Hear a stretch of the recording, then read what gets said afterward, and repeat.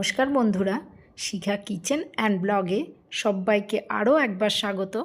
আজ পয়লা বৈশাখ, সকলকে জানাই আমার নববর্ষের অনেক অনেক শুভেচ্ছা।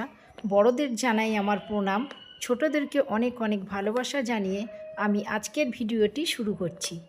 ভিডিওটি প্রথম থেকে শেষ পর্যন্ত দেখার অনুরোধ রইল। পয়লা বৈশাখ মানেই বাঙালির ভুরিভোজ, তাই আজকের দিনটা আমি স্পেশালভাবেই রান্না করেছি। এখানে আছে 5 রকমের ভাজা।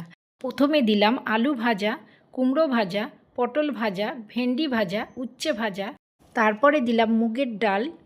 বাঙালির থালি মটন তো রাখতেই হবে, সঙ্গে আলু, চর্বি আর মটনের ঝোল দিয়ে দিলাম। শেষ পাতে চাটনি না হলে ভালো লাগে না, তাই কাঁচা আমের চাটনিটাও করে ফেললাম।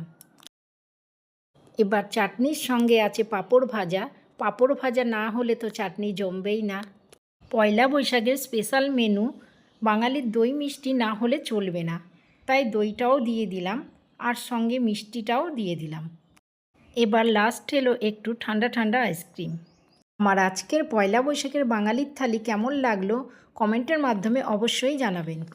ভিডিওটি ফেসবুক থেকে দেখে থাকলে পেজটি ফলো করে দেবেন, আর ইউটিউব থেকে দেখে থাকলে চ্যানেলটি সাবস্ক্রাইব করে বন্ধু হয়ে আমার পাশে থাকবেন। পাশে থাকা বেল আইকনটা অবশ্যই প্রেস করে দেবেন, কারণ চ্যানেলে আমি যখনই নতুন রেসিপি দেবো আপনাদের কাছে খুব তাড়াতাড়ি পৌঁছে যাবে।